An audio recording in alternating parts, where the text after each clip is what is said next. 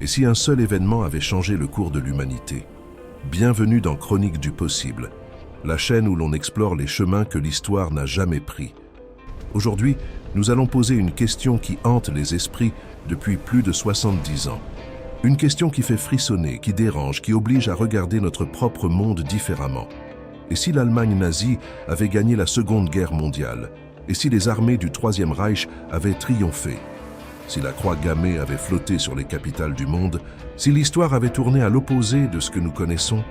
Nous ne sommes pas ici pour glorifier ni pour minimiser. Nous sommes ici pour comprendre, pour mesurer, dans toute son horreur et sa complexité, ce que ce basculement aurait signifié pour l'humanité entière. Si vous êtes du genre à vous interroger sur les grands « et si » de l'histoire, alors cette chaîne est faite pour vous.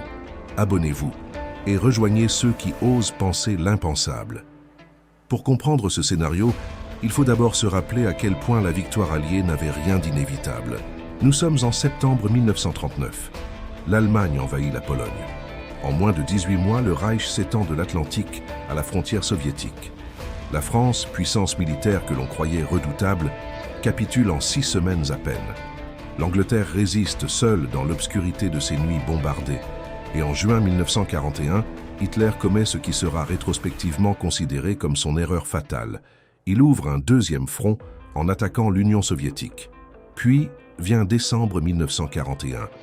L'attaque japonaise sur Pearl Harbor entraîne les États-Unis dans le conflit.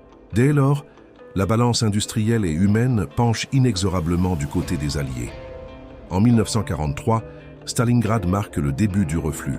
En 1944, le débarquement en Normandie ouvre une brèche à l'ouest. Et le 8 mai 1945, l'Allemagne nazie signe sa capitulation inconditionnelle. Voilà ce que nous savons. Voilà ce qui s'est passé. Mais l'histoire, comme la vie, tient souvent à très peu de choses. Revenons en arrière. Nous sommes à l'été 1940, et ce moment précis mérite que l'on s'y attarde longuement. La France vient de tomber. L'armée britannique a été repoussée jusqu'à Dunkerque, coincée entre la mer et les divisions blindées allemandes. 330 000 soldats attendent sur les plages, dans la fumée et le bruit des bombes. Et là, inexplicablement, Hitler donne l'ordre d'arrêter l'avance. Les panzers s'immobilisent. L'évacuation de Dunkerque peut avoir lieu. L'armée britannique est sauvée. Pourquoi cet ordre? Les historiens débattent encore.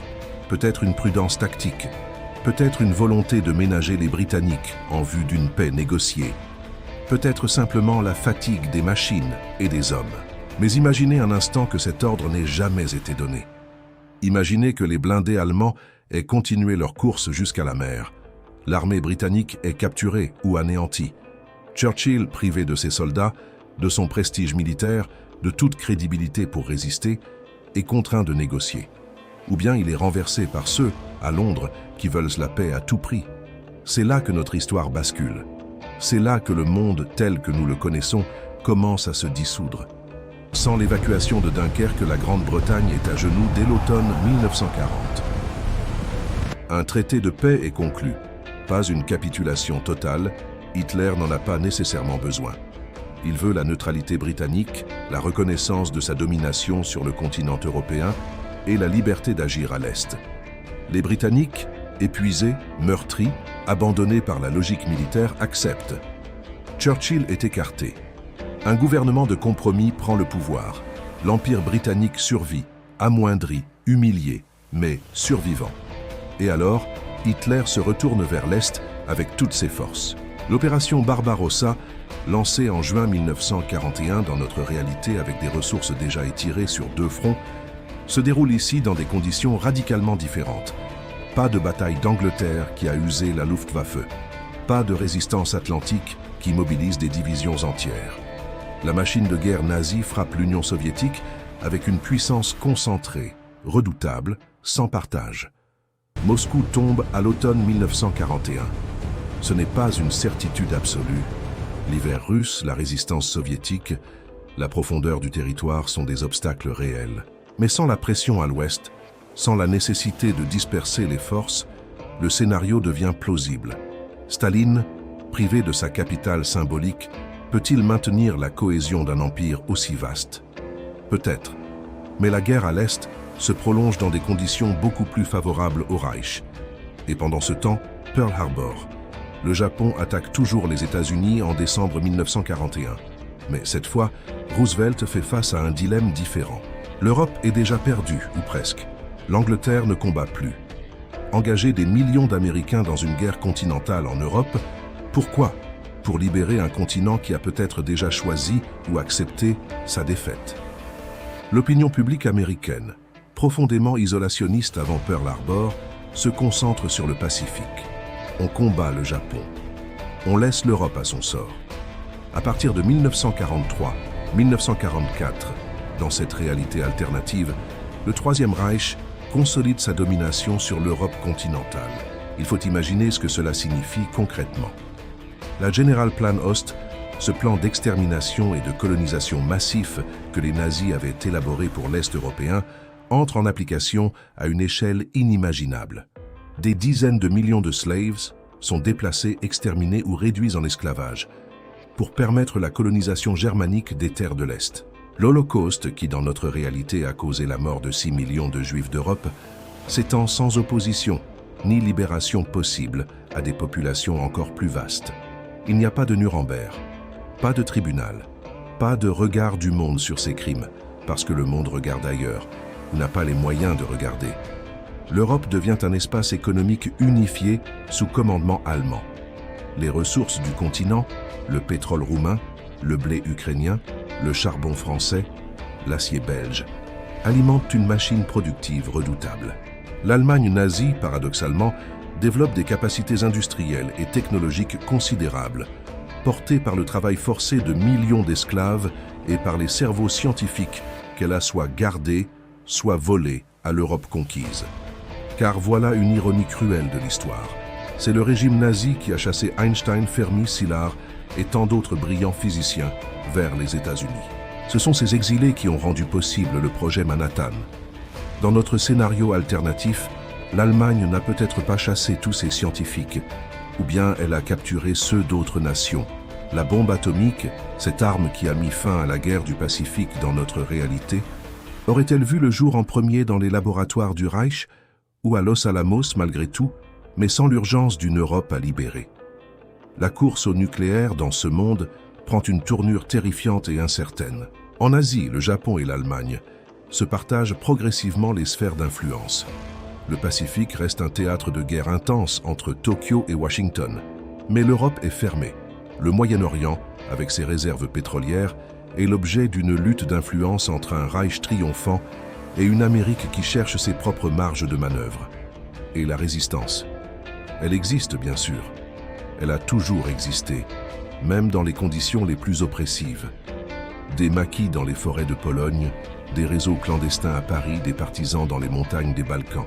Mais sans l'appui extérieur des Alliés, sans les parachutages d'armes, sans la perspective d'une libération prochaine, ces flammes brûlent dans l'obscurité. Elles réchauffent l'âme de ceux qui résistent, mais elles ne renversent pas un empire. Arrive alors la question la plus vertigineuse. Cet empire peut-il durer?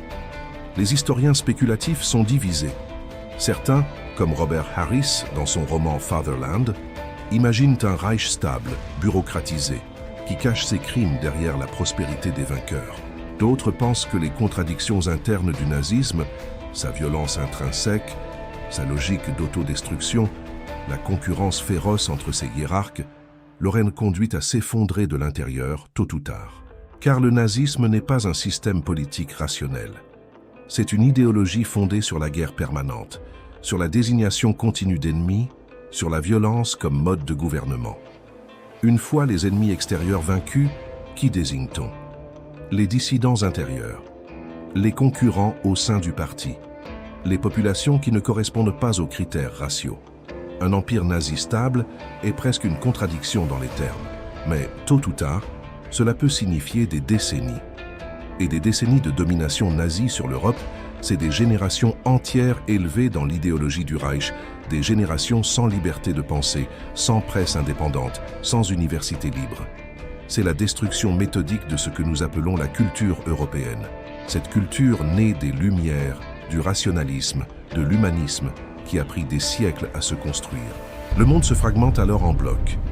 D'un côté, l'Eurasia nazie ou ce qu'il en reste, un continent épuisé. appauvri intérieurement malgré ses ressources pillées, traversé de tensions ethniques et nationalistes que le Reich a lui-même attisées. De l'autre, une Amérique repliée sur elle-même et sur le Pacifique, victorieuse face au Japon mais profondément marquée par le sentiment d'avoir abandonné l'Europe. Une Amérique peut-être moins ouverte au monde, moins confiante en elle-même, moins portée à défendre des valeurs universelles qu'elle n'a pas su défendre quand il le fallait. Et l'Afrique? Et l'Asie? Et l'Amérique latine? Ces régions du monde dans notre réalité ont été profondément transformées par la fin de la Seconde Guerre mondiale, la décolonisation, l'émergence des Nations Unies, les droits de l'homme. Dans ce monde alternatif, la décolonisation n'a pas lieu, ou elle prend des formes radicalement différentes. L'idée même que tous les êtres humains naissent libres et égaux en dignité, cette idée inscrite dans la Déclaration universelle de 1948, n'a peut-être jamais été proclamée. Ou si elle l'a été, personne n'était là pour l'écouter. Fermons les yeux un instant. Nous sommes en 2025 dans ce monde qui n'existe pas. L'Europe ressemble à quoi? Peut-être à un patchwork de territoires administrés depuis Berlin, certains germanisés, d'autres maintenus dans une servitude consentie ou forcée. Paris existe encore. Les nazis aimaient Paris. Ils voulaient en faire la capitale culturelle de leur empire. Mais c'est une ville vidée de son âme, où les noms des rues ont changé, où les musées exposent ce que le régime autorise, où les cafés n'abritent plus de débats libres, mais des conversations à voix basse. La technologie a avancé, elle avance toujours, même sous les régimes les plus sombres. Peut-être même plus vite dans certains domaines militaires ou industriels, portés par les ressources colossales d'un continent unifié par la force. Mais la technologie au service de qui? De quelle humanité? Un Internet dans ce monde, si tant est qu'il existe, serait-il autre chose qu'un outil de surveillance et de contrôle? Une médecine sans éthique, héritière des expérimentations criminelles des camps, aurait-elle produit des progrès dont on oserait se réjouir? Et nous, dans ce monde? Chacun d'entre nous serait né dans un contexte si radicalement différent que la question même de notre existence individuelle devient vertigineuse. Nos grands-parents auraient vécu des vies entièrement différentes. Nos parents auraient grandi dans un monde sans les droits que nous tenons pour acquis. Nous-mêmes, si tant est que nous soyons nés, aurions-nous connu la liberté de penser par nous-mêmes, la liberté de regarder une vidéo comme celle-ci, de nous poser des questions, de remettre en cause le récit officiel. C'est peut-être là la mesure la plus juste de ce que nous avons failli perdre. Non pas la géopolitique abstraite, non pas les lignes sur une carte, mais cette chose fragile et précieuse, la possibilité de douter, la liberté de se demander « et si ?» Alors voilà où nous en sommes, au terme de ce voyage dans l'impensable. L'histoire est une succession de moments où tout aurait pu basculer. Dunkerque, Stalingrad, la bataille d'Angleterre, Pearl Harbor, autant de charnières sur lesquelles le monde entier a pivoté. Et ce qui nous sépare de ce monde que nous venons d'explorer ensemble, c'est moins la supériorité morale inévitable du bien sur le mal que la fragilité même des décisions humaines, le courage ou la lâcheté d'un individu à un instant précis, le hasard d'une tempête, l'erreur d'un général, la ténacité d'un peuple qui refuse de céder. Cela devrait nous rendre humbles et peut-être un peu plus attentifs à notre propre présent. Mais je voudrais vous laisser avec une question que j'ai tournée et retournée en préparant cette vidéo et à laquelle je n'ai pas de réponse certaine. Si un régime aussi violent, aussi destructeur, aussi contraire à tout ce que nous valorisons avait triomphé, combien de temps aurait-il fallu avant que l'humanité trouve en elle-même les ressources pour se relever? Est-ce que la liberté est une aspiration si profondément humaine qu'elle finit toujours par ressurgir, même après les plus longues nuits? Ou est-il des défaites dont on ne revient pas? Dites-moi ce que vous en pensez dans les commentaires. Je lis tout, je réponds à beaucoup, et vos perspectives nourrissent profondément les prochains épisodes.